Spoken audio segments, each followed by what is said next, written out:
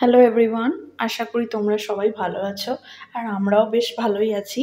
তো আজকে তোমাদের সাথে কিছু মুদি বাজার আর সবজি বাজার তোমাদের সাথে শেয়ার করব।